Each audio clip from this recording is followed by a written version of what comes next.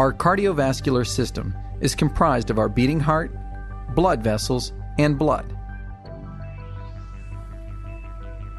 The average man's body contains 5 to 6 liters of whole blood.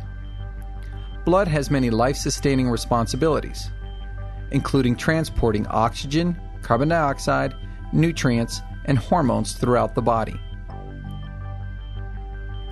Blood is composed of red blood cells, white blood cells, platelets, and nutrients. Also circulating in our blood is cholesterol. The two common forms are LDL, the bad cholesterol, and HDL, the good cholesterol. Hyperlipidemia occurs when we have a higher amount of LDL than is normal.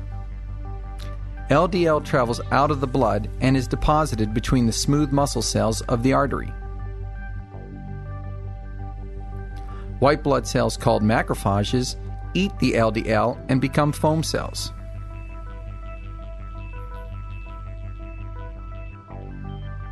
These cells eventually rupture and begin to form a lipid layer called plaque.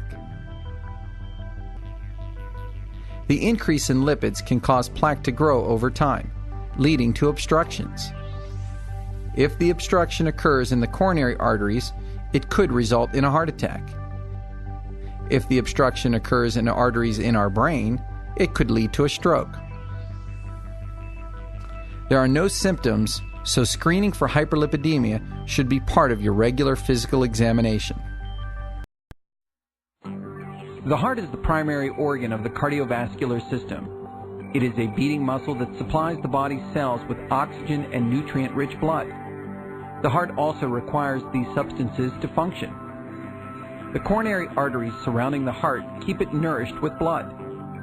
Inside a healthy artery, red blood cells and other substances can flow freely to the heart. The walls of the artery are smooth and uniform in thickness. Over time, however, fatty deposits called plaque can build up within the artery walls. Plaque may harden and cause the artery to become narrow, a process called atherosclerosis. When atherosclerosis occurs in the coronary arteries, the condition is called coronary artery disease, or CAD. Untreated, coronary artery disease usually worsens and can lead to myocardial infarction, the medical term for heart attack. A heart attack occurs when a blockage in a coronary artery deprives the heart of blood.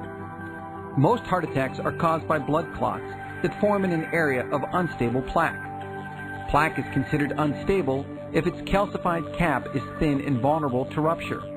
A rupture exposes the fatty core to the bloodstream. The exposed core triggers the blood to coagulate or clump together, similar to the way blood clots at the site of a wound to stem bleeding. Inside an artery, a blood clot, called a thrombus, can block blood flow to the heart. Deprived of oxygen, heart tissue fed by the blocked artery will quickly die. The extent of damage sustained by the heart depends on the severity of the attack, speed of medical treatment, and the location of the blockage. Our brain, like all organs within our body, needs oxygen and nutrients in order to function properly. These life-sustaining products are delivered in our blood through the circulatory system. A stroke occurs because there is a lack of blood to the brain.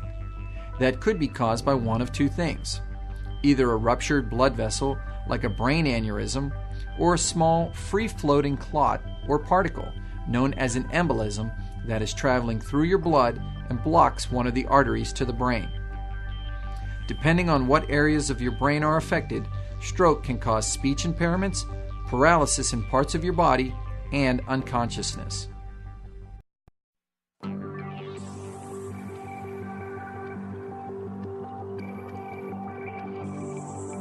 The heart is a beating muscle that continually pumps blood to the rest of the body. The coronary arteries supply the heart itself with the necessary oxygen and nutrients it needs to function effectively.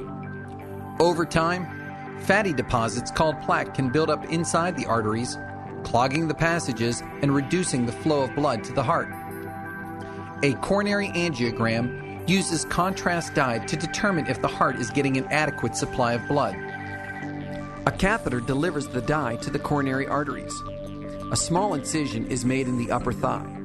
A guide wire is then inserted into the femoral artery and threaded to the aorta. A catheter is inserted along the guide wire to the aorta. Once the catheter reaches the aorta, the contrast dye is injected and an X-ray is performed. Areas of healthy blood flow appear light in the X-ray. Following the angiogram, the catheter and guide wire are withdrawn.